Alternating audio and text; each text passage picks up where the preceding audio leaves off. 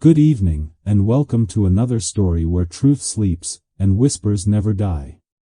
It began on a warm August morning in the quiet mill town of Fall River, Massachusetts, a place where everyone knew their neighbors, and where scandal was almost unthinkable. But on August 4, 1892, that peace was shattered forever. Inside a modest two-story home on 2nd Street, the Borden family was about to enter history in the darkest possible way. Andrew Borden was a wealthy, respected businessman known for his discipline, his frugality, and his unwavering control over every aspect of his household. His second wife, Abby, managed the home with quiet authority, while his two grown daughters, Emma and Lizzie, still lived under his roof. Outwardly, the family seemed typical of its time, hard-working, pious, and proper. Yet beneath that calm surface, something was wrong. Neighbors whispered of tension in the Borden house. Lizzie and her stepmother barely spoke. There were disagreements about inheritance, property, and loyalty, unspoken resentments that turned the air inside the home thick with discomfort. Still, no one could have imagined what was coming. That Thursday morning started like any other. The maid, Bridget Sullivan, was washing windows despite the summer heat. Andrew had gone out on business, and Abby busied herself upstairs. Lizzie moved quietly through the house. Nothing seemed unusual until it was too late. Around 11 of the clock, Bridget heard a cry from Lizzie, "Come quick, father's dead." When she rushed inside, the sight before her was unimaginable. Andrew Borden lay on the living room sofa, his face unrecognizable, struck again and again by a sharp-edged weapon. Moments later, when the police searched the house, they discovered another body, Abby Borden, lying face down on the guest room floor, surrounded by blood. She had been attacked with equal force. There was no sign of a break-in. The doors were locked. Valuables were untouched. And within the walls of that small, silent house, only two people were known to be alive that morning, Bridget Sullivan and Lizzie Borden. News of the murders spread instantly. Crowds gathered outside, craning their necks for a glimpse of the woman now at the center of the horror. Who could have committed such a brutal act, and why? Fall River, a town built on order and reputation, suddenly found itself home to the most shocking mystery in America.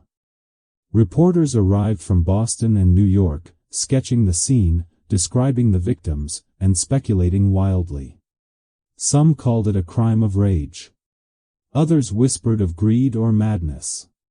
But one name appeared in every headline: Lizzie Borden. That morning's violence would mark the beginning of a century-long debate. One that still divides historians and storytellers today. For in that house of silence and respectability, two lives were ended, and one woman's life would never be the same again. When the echoes of that terrible morning began to fade, suspicion turned inward toward the last person anyone expected.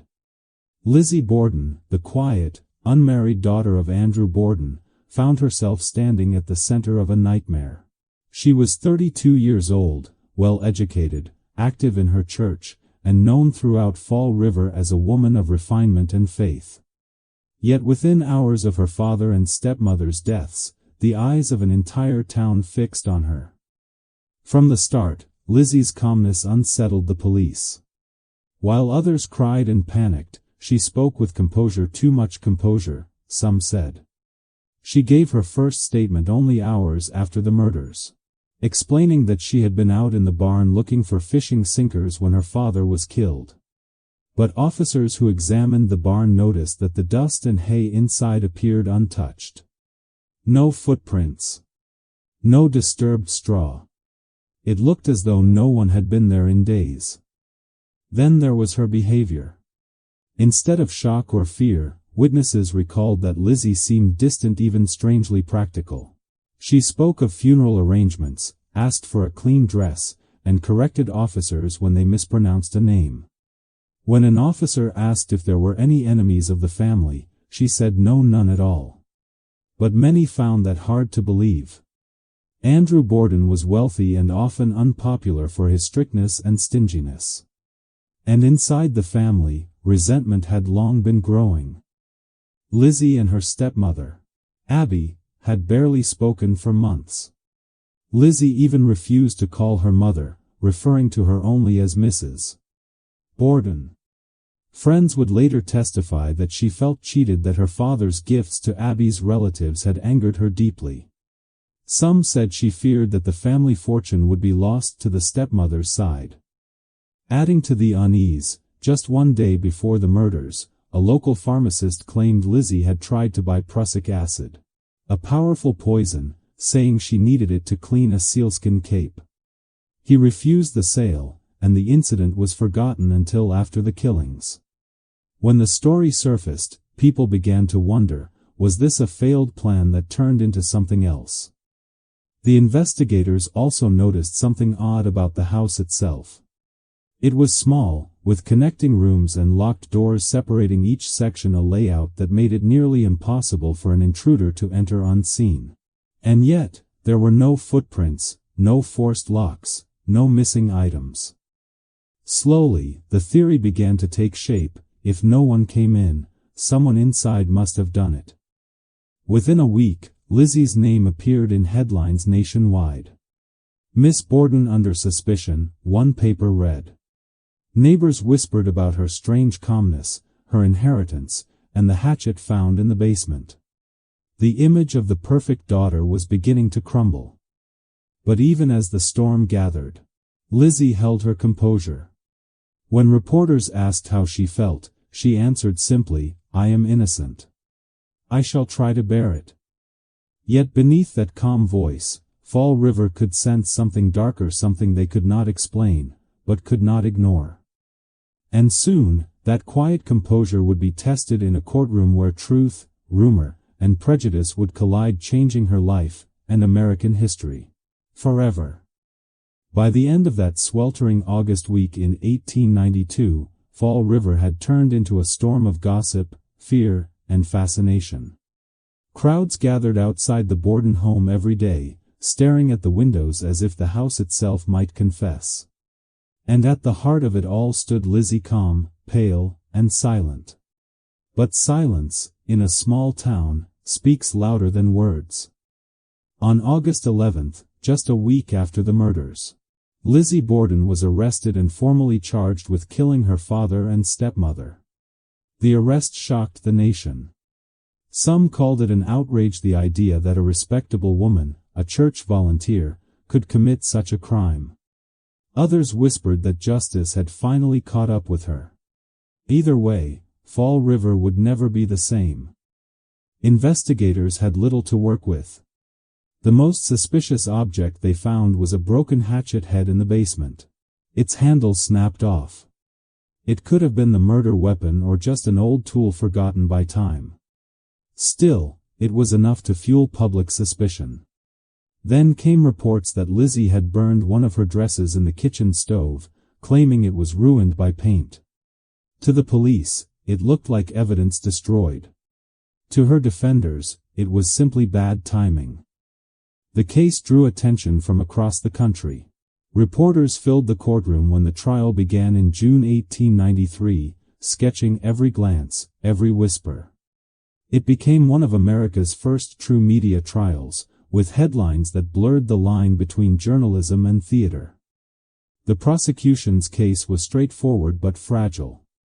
They argued that Lizzie had grown resentful of her father's control and her stepmother's presence, that years of anger had finally erupted into violence.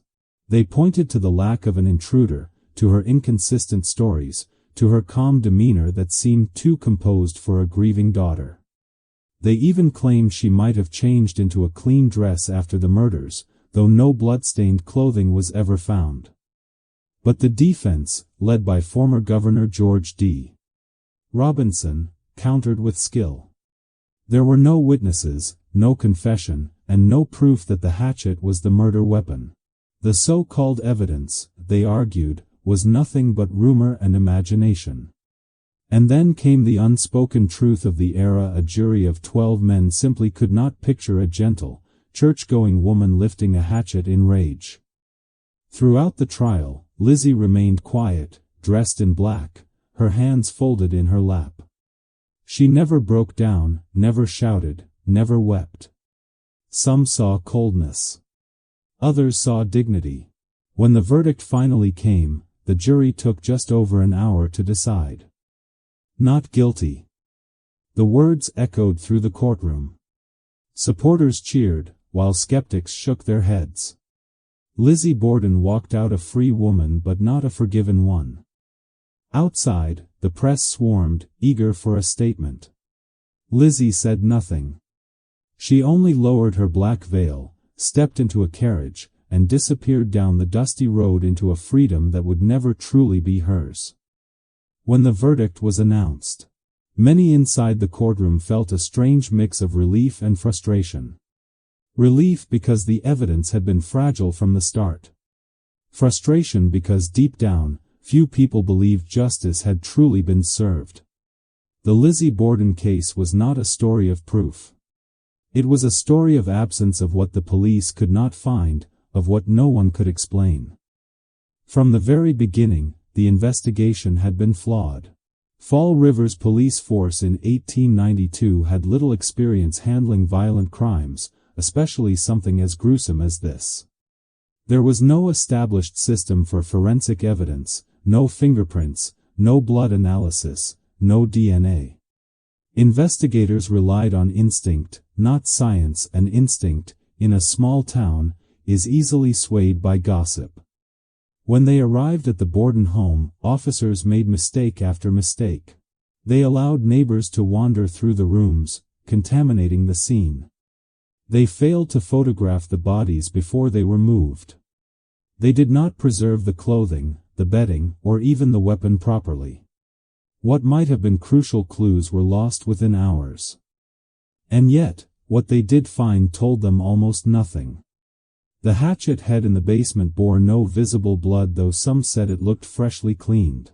The dress Lizzie burned was gone before it could be tested. Her statements to the police were inconsistent, but not criminal. And no one could place her in the rooms where the murders occurred. Even the medical evidence raised questions. The victims had been struck repeatedly with astonishing precision, clean, downward blows delivered with force.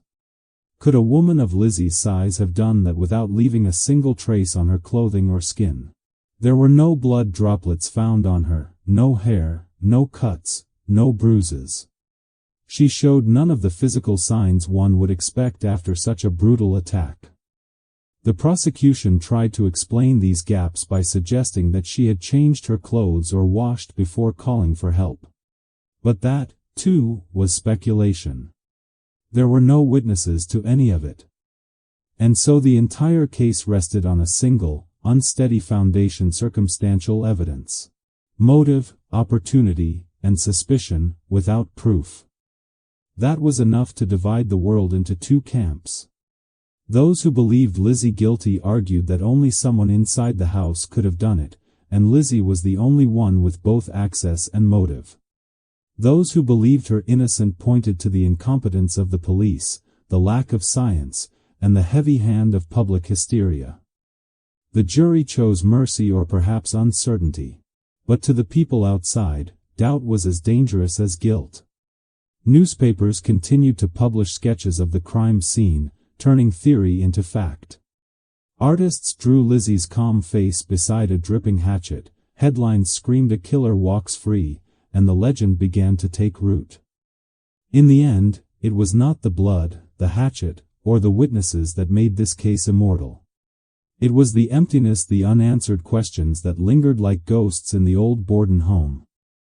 Because sometimes, it is not what the evidence shows that terrifies us most, it is what it does not. When the word "not guilty" echoed through the courtroom on that June afternoon of 1893, the air seemed to shift heavy with disbelief, relief, and outrage all at once. Lizzie Borden, pale but steady, stood as the judge read the verdict. Around her, murmurs swelled into a wave of noise. Some spectators gasped. Others burst into applause. Reporters rushed from the benches to telegraph their headlines, "Miss Borden free, jury acquits after brief deliberation." It had taken the 12 jurors barely an hour and a half to decide the fate of the most infamous woman in America. To the prosecution, it felt like a betrayal of reason. To the defense, it was the victory of logic over hysteria. But to the world watching, it was something else entirely, a mystery now sealed by law. As the jurors filed out, one of them reportedly whispered, "We simply could not believe she did it." And that, perhaps, was the truth behind the verdict. The evidence was thin, the investigation careless, and the social boundaries of the time impossible to ignore. Victorian America had been asked to imagine a well-bred, church-going woman swinging a hatchet again and again in cold blood, and most simply could not. The defense had skillfully exploited that cultural blind spot. They reminded the jury that Lizzie was a Sunday school teacher, that she loved her father, that no blood had ever been found on her. They painted her as a victim of cruel gossip, accused not by proof, but by imagination. Her composure, once viewed as suspicious, was reframed as dignity under pressure. Would a guilty woman remain so calm, the defense asked. The jurors must have thought not. The prosecution, meanwhile, had little left to stand on. They had failed to connect the weapon to Lizzie, failed to produce a motive that could outweigh her reputation, and failed to convince the public that a lady of society could commit such a savage act. By the time the case closed, their argument had dissolved into speculation. When the judge declared Lizzie free, she bowed her head slightly, not in gratitude, but in something quieter, harder to define. Perhaps exhaustion. Perhaps the realization that freedom, for her, would never mean peace. Outside, hundreds gathered to see her leave the courthouse. Some clapped as her carriage rolled by. Others hissed under their breath. One child tossed a flower toward her feet, another shouted the cruel rhyme that would haunt her forever. Lizzie Borden took an axe and gave her mother 40 whacks. Lizzie said nothing. She returned home that evening under the fading summer light, escorted by a few loyal friends. But Fall River no longer felt like home. The same neighbors who had once smiled politely now crossed the street to avoid her. The verdict had freed her body, but not her name. For Lizzie Borden, the trial was over, yet the sentence had just begun. After the trial, Lizzie Borden walked out of the courthouse a free woman, but she stepped into a world that would never see her as innocent again. Fall River, once her hometown, had turned into a stage of whispers. The same streets she would grown up on now echoed with judgment. People stopped talking when she passed. Children recited that mocking rhyme, their voices carrying through the hot Massachusetts air like a curse that would never fade. Lizzie returned to her sister, Emma, and together they inherited their father's considerable estate. But the house on 2nd Street, the house of blood, of questions, of sleepless nights, could never be home again. So, with her share of the inheritance, Lizzie bought a new property in the wealthier part of town, a grand house she called Maplecroft. It had wide porches, stained glass, and elegant furniture, everything her father's old frugality had denied her. For the first time in her life, she could live as she pleased. But peace did not follow her through those doors. The townspeople refused to forget. Shopkeepers avoided her. Former friends declined her invitations. The church she had attended all her life quietly removed her from its social circles. Even her name became taboo, a ghost people whispered about but never dared to face directly. Fall River did not punish Lizzie through prison walls. It punished her through isolation. Still, she tried to build a new life. She traveled to Boston and New York, attended the theater, and surrounded herself with animals, especially her beloved dogs. She donated to animal charities and occasionally wrote letters to friends who had not abandoned her. But the shadow of that day in 1892 never lifted. To the world, she was still the woman who might have done it. And for many, might was enough. Her relationship with her sister Emma, once her closest ally, began to crack under the weight of gossip and unspoken suspicion. Some said Emma began to doubt Lizzie's innocence. Others claimed she simply could not endure the endless attention. Whatever the reason, in 1905, more than a decade after the trial, Emma packed her things, left Maplecroft, and never returned. The sisters never spoke again. Lizzie lived the rest of her life in quiet solitude. The years passed, and the world around her changed: electric lights, automobiles, radios, but she remained trapped in her own past. Neighbors still stared when she stepped outside. Reporters still sent letters, hoping for a confession. None ever came. On June 1, 1927, Lizzie Borden died at the age of 66, in the same town that never forgave her. She was buried near her father and stepmother, under a simple gray stone marked only with her name. No inscription. No defense. Just silence. And even in death, that silence spoke louder than words. Because Fall River had made up its mind long ago, whether guilty or not, Lizzie Borden would never truly be free. Decades passed, yet the mystery of the Borden murders refused to fade. The crime that had once electrified Fall River became a symbol of America's obsession with the unsolved, a story retold in whispers, books, and ballads, always with the same question left hanging in the air: if not Lizzie, then who? No one else was ever arrested. No new evidence ever surfaced. The police files, thick with handwritten notes and newspaper clippings, sat gathering dust in the archives. Even as generations of detectives, writers, and historians revisited the case, they could never fill in the missing pieces. Every theory seemed to lead to a dead end. The facts, as simple as they were, remained haunting. 2 people brutally killed in broad daylight inside a locked house. No sign of forced entry. No missing valuables. No witnesses. Only 2 living souls were known to be present: Lizzie and the maid, Bridget Sullivan. Bridget's testimony never changed. She was cleaning windows outside, feeling ill from the summer heat. She said she heard nothing unusual until Lizzie called out, "Father's dead." For all its simplicity, the scene defied logic. If Lizzie was innocent, then the killer had to have entered unseen, struck twice, and escaped without leaving a trace. Yet every door had been locked from the inside. The windows were shut. The neighborhood was quiet. The timeline left no room for an outsider. The deeper one looks, the stranger the case becomes. Each clue contradicts the next. The weapon was found but not proven.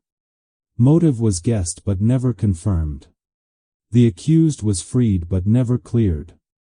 It was as if the entire event had slipped through history's fingers, leaving behind only blood, rumor, and a lifetime of doubt.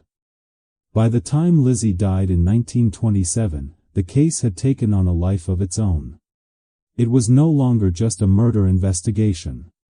It was a mirror reflecting every flaw in the justice system of the time: the lack of forensic science, the power of public opinion, and the deep biases of gender and class. In the years that followed, the house on 2nd Street became a kind of shrine.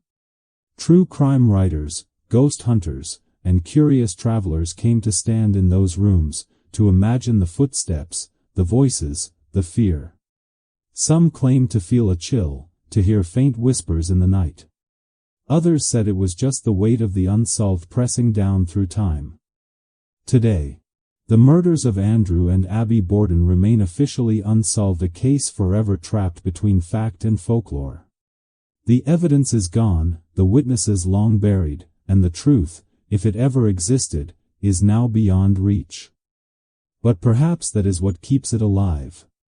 Every mystery needs a question that can never be answered. And in Fall River, that question still lingers: who really killed the Bordens? If one thing doomed the Borden case from the very beginning, it was the investigation itself. In 1892, police work was still primitive, more guesswork than science.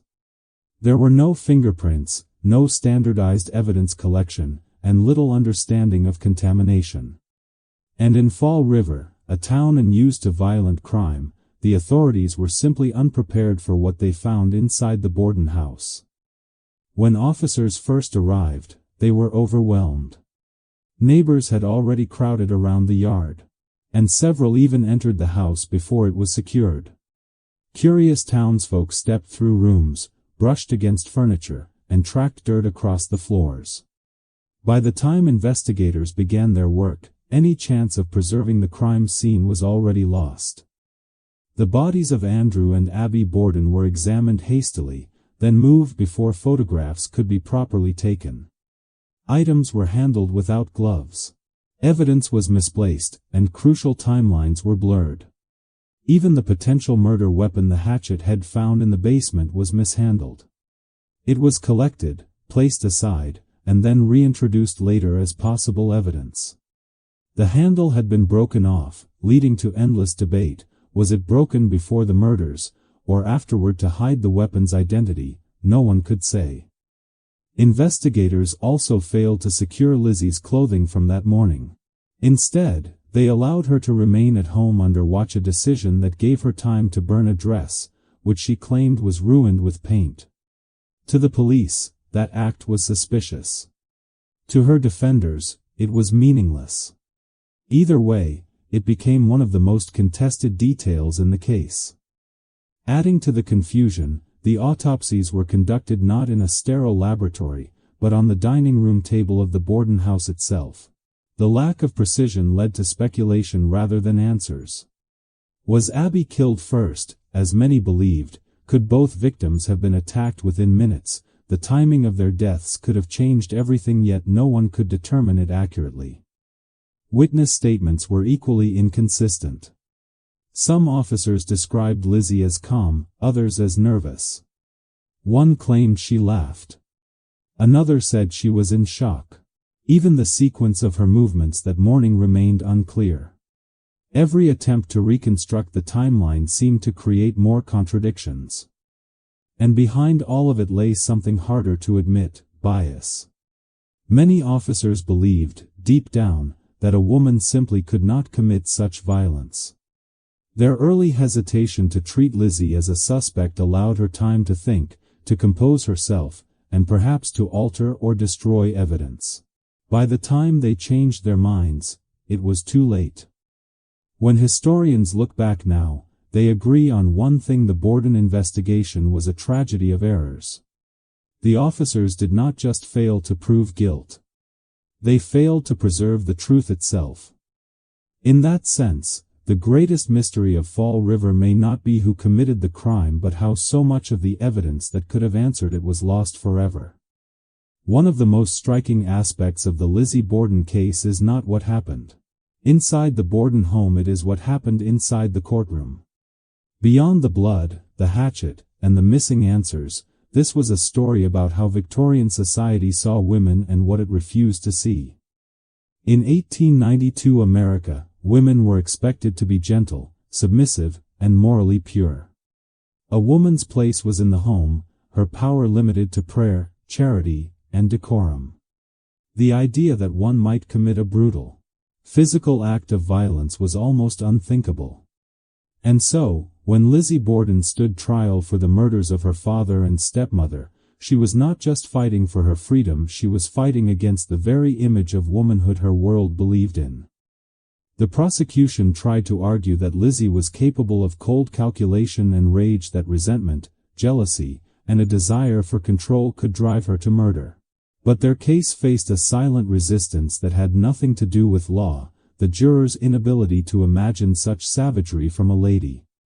Each man on the jury, raised under the strict codes of Victorian gender ideals, saw before him not a killer, but a daughter, a Sunday school teacher, a fragile creature in mourning. Her defense team understood this perfectly. They leaned into that perception, portraying Lizzie as a model of composure, refinement, and innocence, a victim of cruel rumor rather than a suspect of crime. Even her quiet demeanor, which had once made police suspicious, became an advantage in court. Where the prosecution saw coldness, the jury saw dignity. This cultural bias extended beyond gender to class. The Bordens were a wealthy, respected family in Fall River. Lizzie was educated, religious, and socially connected. To the public, the idea that such a woman could wield a hatchet in rage was almost absurd. Violent crimes belonged to the poor, the desperate, the nameless, not to those who lived behind lace curtains and polished doors. Had Lizzie been a maid, an immigrant, or a woman of lower standing, the verdict might have been very different. But privilege wrapped in politeness and piety became her invisible armor. The same system that condemned her socially after the trial had first protected her legally during it. In many ways, her case revealed more about the society judging her than about the crime itself. It exposed a world where men ruled the courtroom but struggled to believe in a woman's darkness. Where justice could be swayed not by evidence, but by expectation. And so, while history remembers the murders for their brutality, it also remembers the trial for what it revealed: a world unable to reconcile the image of a woman with the reality of human rage. Lizzie Borden did not just challenge the law. She challenged the idea of what a woman could be, and the world has been arguing about her ever since. For more than a century, the Lizzie Borden case has been dissected, debated, and reimagined, not because the evidence ever changed, but because the questions never stopped. If Lizzie truly did not do it, then who did? If she did, how did she manage to hide it so perfectly? Over the years, countless alternative theories have emerged, each one adding another layer of intrigue to a mystery that refuses to rest. One of the earliest theories pointed to the maid, Bridget Sullivan. She was exhausted, sick from the heat, and openly resentful of her demanding employers. Some believed that years of mistreatment and tension could have pushed her to the edge. Yet, there was never a trace of violence in her history, and no evidence connected her to the hatchet. Bridget testified honestly and consistently. Her story never wavered. She left Fall River soon after the trial and lived a quiet life until her death. Then there was John Morse, Andrew Borden's brother-in-law, who had stayed in the house the night before the murders. He claimed to have been visiting relatives at the time of the killings, an alibi that was technically solid, though not ironclad. His timing, his unexpected visit, and his business dealings with Andrew raised eyebrows. Some investigators thought his presence might have been more than coincidence. A smaller number of theorists have looked at Emma Borden, Lizzie's older sister. She had been out of town during the murders, yet her later estrangement from Lizzie fueled speculation. Some suggested she might have known more than she admitted, or that the sisters could have planned the act together, with Lizzie taking the blame and Emma ensuring the alibi. No proof ever surfaced, but the suspicion lingered, fueled by their permanent separation years later. There are darker theories too, whispers of family secrets that went beyond money or inheritance. Some modern researchers have suggested the Borden household was a place of repression, resentment, and emotional strain. Others have speculated about mental illness, or even abuse, hidden behind the veneer of respectability. None of it can be proven, but it paints a picture of a house where silence might have been just as dangerous as violence. And then there is the most enduring possibility: a stranger. Some have argued that a transient, a thief, or even a family enemy might have slipped into the house unnoticed. But how could anyone have entered and left a locked home, unseen in broad daylight? The neighborhood was quiet, and no one reported a stranger on the street. The theory, while convenient, collapses under scrutiny. In truth, every explanation leads back to the same haunting uncertainty. Each suspect has motive but lacks opportunity. Each alibi explains one thing and complicates another. That is the power of the Lizzie Borden mystery. It resists conclusion. It forces everyone, from detectives to dreamers, to fill in the blanks themselves. And maybe that is why it still endures, because every new theory tells us less about Lizzie and more about the people trying to understand her. As time marched forward and the century turned, The Lizzie Borden case slowly drifted from tragedy into legend. The court records grew brittle, the photographs faded, and the witnesses all passed into silence. Yet through it all, one thing remained unshaken: the law never reopened the case.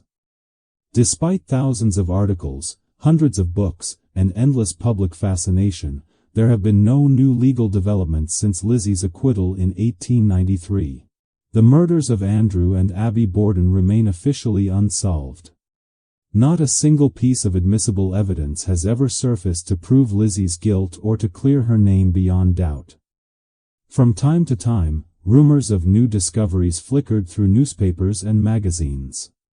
In the 1940s, a hatchet was found in a nearby attic. It turned out to be a forgotten tool. In the 1980s, amateur historians claimed to have uncovered letters that might reveal a confession they were forgeries.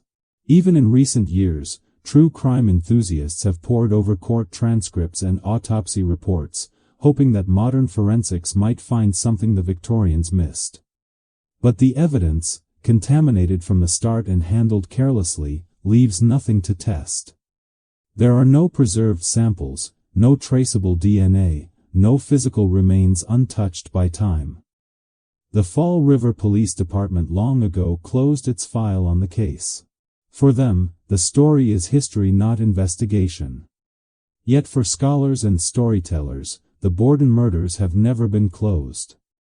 Each generation revisits the crime through its own lens: psychoanalysis in the 1920s, feminism in the 1970s, forensic science in the 1990s, and digital reconstruction in the 2000s. Still, every re-examination ends in the same frustrating conclusion: there is simply not enough left to prove anything. The Borden house itself has become the closest thing to a witness still standing. Now preserved as a museum and bed and breakfast, it remains frozen in time, its floral wallpaper and creaking floors unchanged. Tour guides recount the sequence of events in chilling detail, inviting guests to sleep in the very rooms where the murders occurred. Some claim to feel a presence, a whisper, a step, a sudden drop in temperature. Others feel only the weight of unsolved history pressing down. If there is any justice left to be found, it is not in evidence or confession but in remembrance. The Lizzie Borden case has transcended its era, serving as a reminder of how fragile truth can be when shaped by fear, bias, and error. Over 130 years later, the question remains untouched by time, not because no one looked for the answer, but because the answer no longer exists to be found. And so, the case sits where it has always been, on the border between crime and folklore, justice and myth.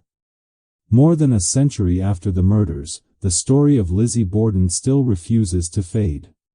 It lingers not just in old newspaper clippings or history books, but in the imagination of the world reborn over and over in songs, plays, films, and ghost stories. What began as a shocking family tragedy has become a symbol, a myth, and a mirror of the human fascination with guilt and innocence. Within a few years of the trial, the gruesome rhyme appeared. Lizzie Borden took an axe and gave her mother 40 whacks. When she saw what she had done, she gave her father 41. A cruel piece of doggerel that spread faster than any newspaper. It was sung by children on playgrounds and quoted by adults in whispers, turning Lizzie from a woman into a legend. The rhyme was inaccurate. Abby was struck 19 times, Andrew only 11, but truth no longer mattered. The chant carried power because it was simple, rhythmic, and unforgettable. As the decades rolled on, writers and artists reimagined her story countless times. In the 1920s and 30s, pulp magazines painted her as a cold, calculating killer. Mid-century novels cast her as a tragic heroine trapped by repression.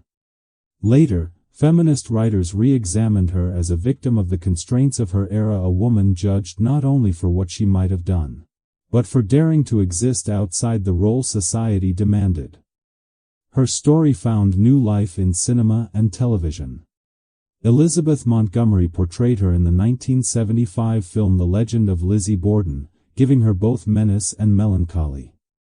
In 2014, Christina Ricci took on the role in Lizzie Borden Took an Axe and later in the Lizzie Borden Chronicles, portraying her not as a monster, but as a woman reclaiming her power.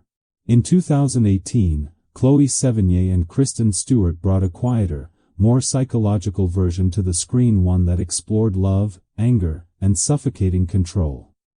Even the house on 2nd Street, now the Lizzie Borden Bed and Breakfast Museum, has become a cultural touchstone. Visitors from around the world sleep in the rooms where the murders took place, take photos beside the old furniture, and trade ghost stories in the dim hallway. Some swear they have heard footsteps. Others say they have felt a sudden chill. Whether haunted by spirits or by history, the house stands as a reminder that some stories never really end.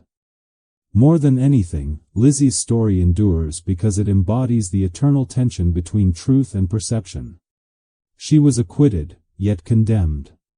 Freed, yet never forgiven.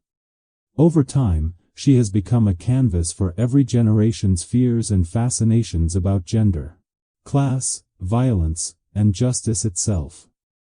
And perhaps that is why, even after 130 years, her name still echoes not as a confession, but as a question. Who was Lizzie Borden, a killer, a victim, or a legend trapped forever between them?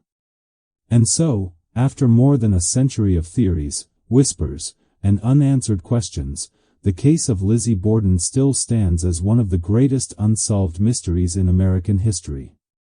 No matter how many times we revisit Fall River, its narrow streets, its quiet houses, its heavy summer air, we always end up in the same place, a small wooden home where truth and myth became indistinguishable. The story of Lizzie Borden is more than a tale of blood and suspicion. It is a story about perception, how the world sees what it wants to see. In 1892, society looked at a woman and refused to believe she could be violent. Later, it looked at a legend and refused to believe she could be innocent. Somewhere between those two reflections lies the truth, now buried forever beneath time and memory. What makes this case so haunting is not just the violence, but the emptiness it left behind. There is no confession, no closure, no moment where the puzzle fits neatly together. Every theory carries its own shadow. Every explanation creates another question. And maybe that is why this story endures, because it forces us to confront the limits of certainty, the fragility of justice, and the uncomfortable possibility that some truths are meant to remain hidden. The house on 2nd Street still stands today, its walls old but steady, its rooms preserved as they were on that summer morning. Visitors say it feels both ordinary and eerie, as if the past still lingers there, waiting. And perhaps, in some strange way, it does.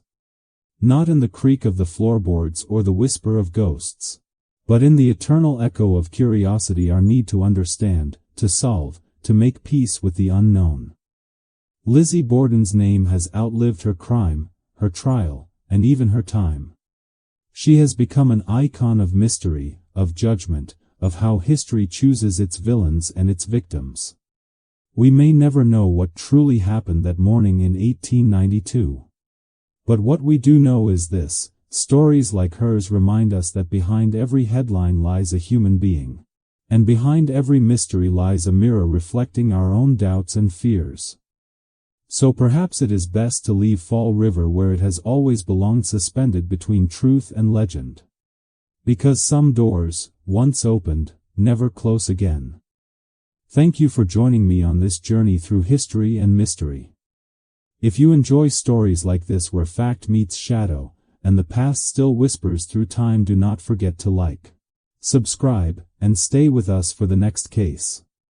Until then, take care, keep your lights low. And remember, the most haunting stories are the ones that never end.